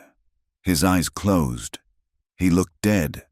"Look at him," Jed sneered, shaking Clara.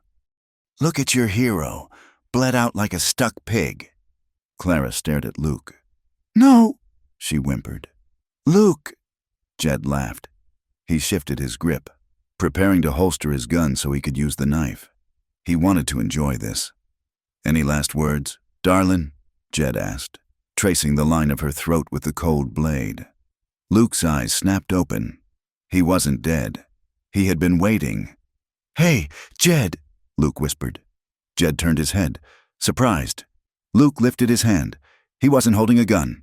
He was holding a handful of the gold coins Clara had hidden, the bait. He tossed them into the air. The gold flashed in the light, scattering across the floor with a musical ringing sound. For a split second, Jed's instinct took over. The greed that had driven him for 20 years made his eyes follow the gold. He looked down. It was the only chance Clara had. She didn't pull away. She dropped her weight, twisting in his grip. She reached out blindly with her right hand. Her fingers closed around the cold iron handle of the fire poker leaning against the stove. A heavy, wrought iron rod with a jagged, broken tip. She screamed, a sound of pure, primal rage, and drove the iron upward with every ounce of strength she possessed. She didn't aim for the chest. She aimed for the meat. She plunged the jagged iron into Jed's thigh, driving it deep, pinning his leg to the floorboards. Jed shrieked. It was a high, terrible sound. His grip on her hair loosened as his leg buckled. He fired his gun reflexively, but the shot went into the ceiling. Clara threw herself backward, scrambling away from him. Jed fell to one knee, clutching the iron in his leg, blood spurting around the metal. He looked up at her, his eyes wide with shock. He raised his gun again, aiming at her chest. "I will kill you," he roared. Bang! The shot didn't come from Jed. Jed jerked. A red hole appeared in the center of his chest. He looked down at it, confused. He looked across the room. Luke was propped up on one elbow. His face was white as the snow, but his hand was steady. He held his Colt, smoke curling from the barrel. "Class dismissed," Luke whispered. Jed Morgan stayed on his knees for a moment, swaying. He looked at Clara one last time. The hatred faded from his eyes, replaced by a strange, empty surprise. He toppled forward, face down on the floorboards, amidst the scattered gold coins. He did not move again. The silence that rushed back into the cabin was deafening. It rang in Clara's ears. She sat frozen against the wall, staring at the body of the monster who had defined her life for 4 years. He looked small now, just a pile of dirty clothes and meat. Then she heard the sound, a wet, rattling cough. "Luke!" She crawled across the floor, ignoring the blood, ignoring the dead man. She reached Luke and pulled him into her lap. He was fading fast. His skin was cold and clammy. The blood had stopped pumping with force. It was just oozing now, which was almost worse. It meant there wasn't much left. "Luke, stay with me," Clara cried, pressing her hands over the wound in his hip. "Please stay with me. It is over. We won. You can't leave now." Luke looked up at her. His eyes were hazy, drifting. He smiled, a weak, lopsided thing that broke her heart. "Did I?" He coughed, blood flecking his lips. "Did I do good?" "You did good," Clara sobbed, stroking the hair back from his sweaty forehead. "You did so good. Cowboy, you saved me." "Not just survival," Luke murmured, his voice barely audible. "Justice." "Yes," Clara whispered. "Justice." She rocked him back and forth, her tears falling onto his face. "I never wanted to love again," she whispered fiercely, her voice choking. "I thought I was dead inside.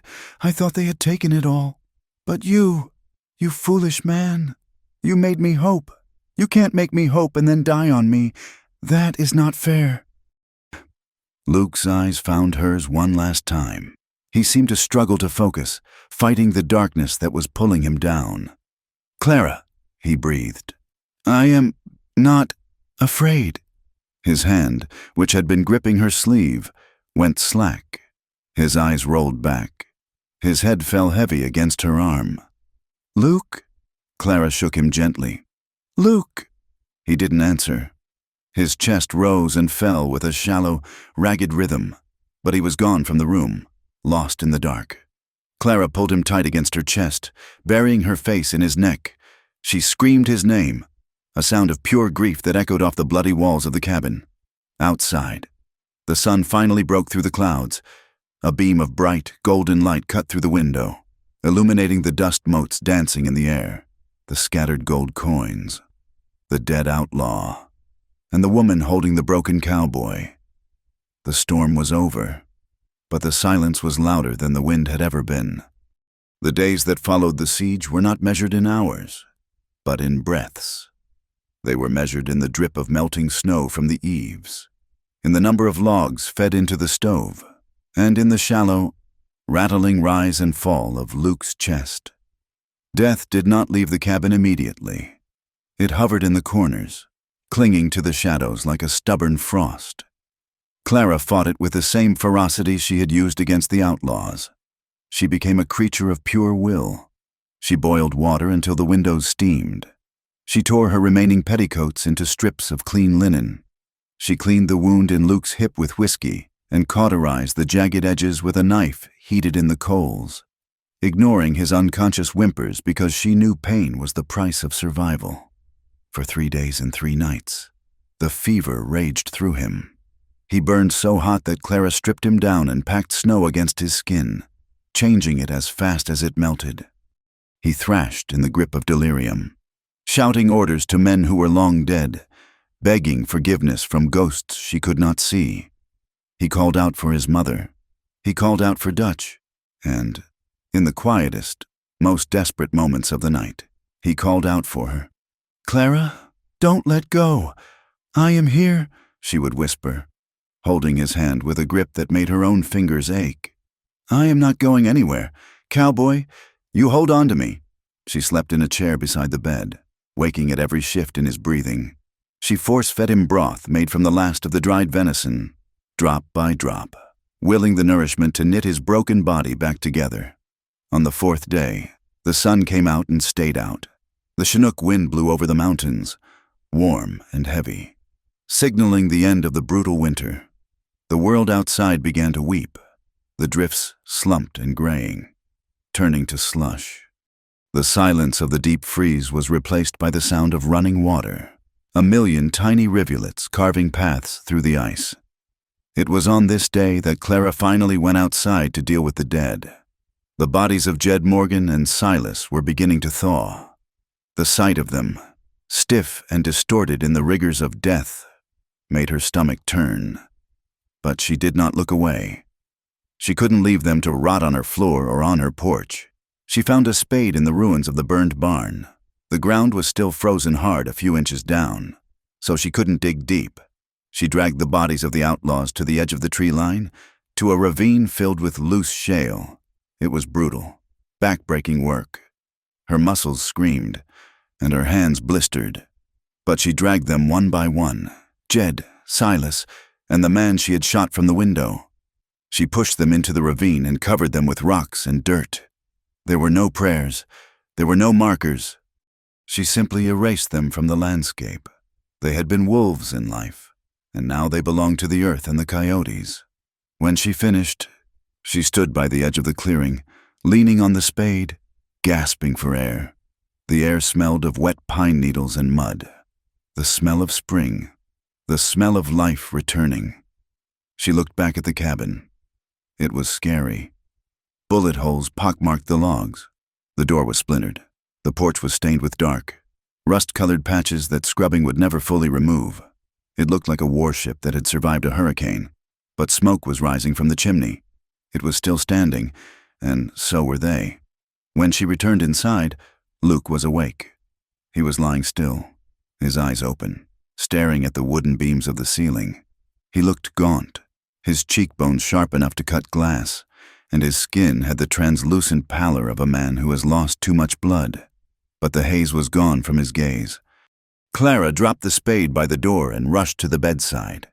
"Luke!" He turned his head slowly. It seemed to take tremendous effort. When his eyes found hers, a faint smile touched his lips. "Hey," he whispered. His voice was a wreck, a dry rasp of sandpaper on stone. "Hey yourself," Clara said, her voice trembling. She sat on the edge of the bed, reaching for the cup of water on the nightstand. She slipped her arm behind his head, lifting him gently. "Drink, slowly." He drank, coughing as the water hit his parched throat, but he managed to swallow. He lay back, exhausted by the exertion. "I thought," he paused, taking a breath. "I thought I was dead. I saw the dark. Clara, it was close." "I know," Clara said, brushing the hair back from his forehead. Her hand lingered on his face. "I told Death it couldn't have you. I told them I had a shotgun and I wasn't in a negotiating mood." Luke let out a weak huff of laughter that turned into a wince of pain. "Remind me never to argue with you." He looked down at the quilt covering him, then at the bandages on his chest and hip. "Jed?" he asked. "Gone," Clara said. Her voice was flat. "Final. Buried in the ravine with the rest of them. It is over. Luke." Luke closed his eyes, letting the words sink in. "It is over. The chase, the fear, the debt. It was all gone. He almost had us," Luke whispered. "Almost doesn't count," Clara said fiercely. "We are here. You are breathing." She took his hand, intertwining their fingers. "You stayed," she said softly. "You could have kept riding when you drew them off. You could have saved yourself." Luke opened his eyes and looked at her with an intensity that made her breath catch. "There was nothing out there to save," he said. "My life was in this cabin." The recovery was slow. April turned into May. The snow retreated to the highest peaks, leaving the valley floor lush with green grass and wildflowers. The creek swelled with meltwater, roaring through the canyon. Luke spent the first 2 weeks in bed. Clara tended to him with a devotion that went beyond nursing. She washed him, fed him, and read to him from the few books she had, the Bible, a collection of poetry, and an old almanac. They talked for hours, filling the silence that had once terrified her. They talked about their childhoods. Luke spoke of a dusty ranch in West Texas, of a father who was hard as ironwood, and a mother who sang hymns while she churned butter. He spoke of the war, of the things he had seen that drove him to the outlaw trail, the hunger, the displacement, the anger of young men left with nothing but guns and grudges. Clara spoke of the farm in Kansas. She spoke of Thomas, not with the raw, screaming grief of before, but with a gentle sadness. She told Luke about how Thomas used to carve wooden whistles, how he loved the rain, how he had tried to shield her until the very end. "Do you think—" Clara asked one evening as she sat by the fire mending Luke's torn coat. "Do you think people like us deserve peace, after everything we have done?" Luke looked at the fire. He was sitting up in the chair now, a crutch whittled from a pine branch resting against his knee. "I don't know about deserve," Luke said thoughtfully. "I don't think the world works on what a man deserves. If it did, Jed Morgan would have died 20 years ago, and your brother would be raising corn in Kansas." He turned to her. "I think peace is something you build," he said, "like a cabin. You cut the logs, you notch them, you chink the gaps to keep the cold out. It is work. Clara, it is not a gift. We fought for this. We bled for it. I reckon that gives us the right to keep it." Clara set the coat down. She looked at the rifle hanging over the mantel, the weapon that had taken lives to save theirs. "I am tired of hiding," she said. "I spent 3 years making myself small. I stopped speaking my own name. I stopped looking people in the eye. I felt like I was the one who had sinned." She stood up and walked to him. She placed her hands on his shoulders. "I am not hiding anymore. Luke, I am Clara Heaton, and I am alive." Luke reached up and covered her hand with his. "And I am Luke Miller, and I am staying right here. If you will have me." "I will have you," she whispered. "I will have you for as long as there is breath in my body." As Luke's strength returned, they began the work of rebuilding. It was a slow process, hindered by his limp, but they worked together. They repaired the splintered door frame. They replaced the shattered glass in the windows. They scrubbed the floorboards with sand and lye until the wood was pale and clean again. They couldn't rebuild the barn yet, but they built a lean-to for the bay horse Luke had ridden. They cut firewood for the next winter, stacking it high, an act of faith that there would be a next winter. 6 weeks after the siege, the outside world finally came knocking. It was a Tuesday morning. Clara was in the garden patch she had started, turning the dark earth, when the dogs from the valley below began to bark. She stood up, shading her eyes against the sun. 3 riders were coming up the trail. Clara didn't run. She didn't panic. She walked calmly to the porch where her rifle leaned against the wall. She picked it up, but she didn't raise it. She held it in the crook of her arm, casual but ready. Luke stepped out of the cabin door. He was leaning on his cane, walking with a heavy limp, but he stood tall. He wore his coat on his hip. The riders entered the clearing. It was Mr. Henderson, a rancher from the lower valley, and his 2 sons. They were decent men, hard-working and stoic, who had always regarded Clara's isolation with a mix of suspicion and respect. They pulled their horses up, looking around the clearing. They saw the scorch marks on the logs. They saw the fresh earth of the garden. They saw the man standing beside the recluse. "Morning, Miss Clara," Mr. Henderson said, tipping his hat. He looked wary. "We heard the noise up here a while back. Gunfire. It sounded like a war. We waited for the snow to clear to come check. Make sure you are, well." "I am well, Mr. Henderson," Clara said. Her voice was clear and strong, carrying across the yard. "We had some trouble. Outlaws. They thought this was an easy target." Henderson's eyes widened slightly. He looked at Luke. "And this gentleman?" "This is Luke," Clara said. She didn't explain to him. She didn't offer excuses. "He stood with me." Luke nodded to the men.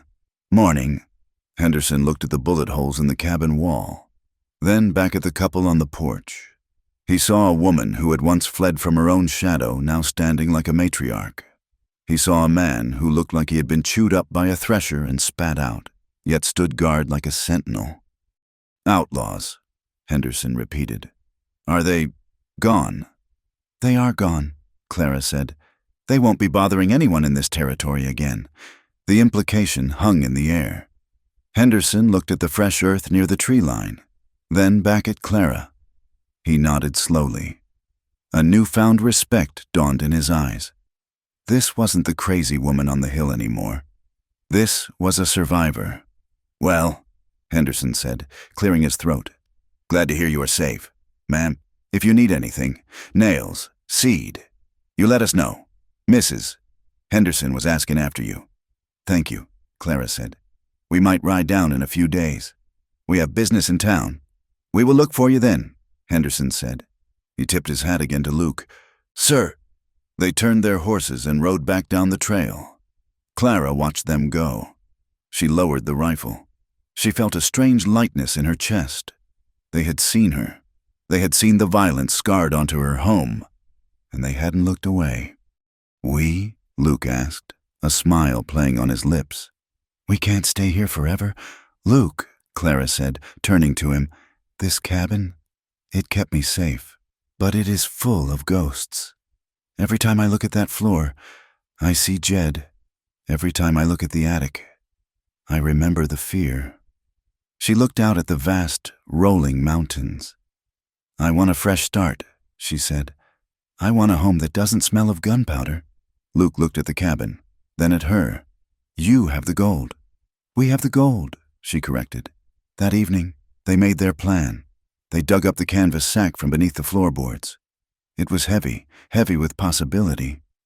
"We rode to Cheyenne," Luke said, tracing the route on the table with his finger. "We sell the gold to the assayer. It will be enough to buy land. Good land, maybe in Montana, maybe Oregon. Somewhere green. New names," Clara said firmly. "I don't want to be Clara Heaton, the victim, and you can't be Luke Miller, the wanted man." "Who do you want to be?" Luke asked. Clara thought for a moment. She looked at the fire iron she had used to save her life. She looked at the dawn breaking over the peaks. "Hope," she said. "My middle name was Hope. I haven't used it since I was a child. Hope." Luke tested the word. He smiled. "I like it. Hope and, let's say, James Hart." "James Hart," Clara repeated. She reached out and touched his face. "It suits you." The next morning, they packed what they could carry on the bay horse. Clara took her rifle, her mother's Bible, and the quilt they had huddled under during the storm. Luke took his saddlebags and his colt. They left the furniture, they left the wood pile, they left the past nailed to the walls of the cabin. Clara walked through the rooms one last time. She stood in the spot where she had killed Silas. She stood in the spot where Jed had died. She didn't feel fear anymore. She felt a profound sense of closure. The debt was paid. The ledger was balanced. She walked out onto the porch and closed the door. She didn't bar it. She left it unlocked. Maybe another wanderer would find it. Maybe it would shelter someone else from a storm. Luke was waiting by the horse. He helped her mount, then swung up behind her. The horse was strong enough for both of them for the ride to town where they would buy a second mount. Clara wrapped her arms around Luke's waist, resting her head against his back. She could feel the steady beat of his heart. They rode out of the clearing, the sun warm on their faces. They passed the ravine where the bodies lay buried, but they didn't look. They kept their eyes on the trail ahead, winding down through the pines toward the valley floor. As they reached the edge of the property, Clara tightened her grip on Luke. "Stop for a second," she said. Luke pulled the reins. The horse huffed, stomping a hoof. Clara looked back. The cabin was small in the distance, a speck of wood against the granite of the mountain. It looked lonely, but it didn't look frightening. She took a deep breath, filling her lungs with the sweet, pine-scented air. She realized that for 3 years, she had been holding her breath. "I am not afraid anymore," she said aloud. She wasn't speaking to Luke. She was speaking to the world. She was speaking to the ghost of Jed Morgan. She was speaking to the girl she used to be. "I know," Luke said softly. He covered her hands with his. "I know." He clicked his tongue, and the horse began to move again. They rode down the mountain, leaving the shadows of the high country behind. They were battered, scarred, and carrying memories that would wake them in the night for years to come. But they were not broken. Not anymore. They were two souls forged in the same fire, bound by a winter that had tried to kill them and ended up saving them. They had found something in the blood and the snow that was stronger than fear. They had found a future. As they hit the valley floor, the road opened up before them, wide, dusty, and leading west toward the setting sun. They didn't look back. They just rode, side by side, into the rest of their lives. Thank you, dear friends, for riding along on this journey with Clara and Luke. It has been a privilege to spin this yarn for you. to take you from the biting cold of a Wyoming blizzard to the warm light of redemption. Stories of the Wild West are often about guns and glory, but the truest stories are about the resilience of the human spirit and the power of connection in a lonely world. I would love to hear from you. Where are you listening from? Pull up a chair by the campfire and let me know in the comments which corner of the world you call home. What are your thoughts? Did Luke and Clara's ending bring you peace? What do you think awaits them in Oregon or Montana? If you enjoyed this tale of survival and romance, please consider subscribing to From Wild West. There are many more stories to tell, of outlaws and lawmen, of gold rushes and ghost towns, and of the people who carved a life out of the rugged frontier. Until next time, keep your powder dry and your heart open.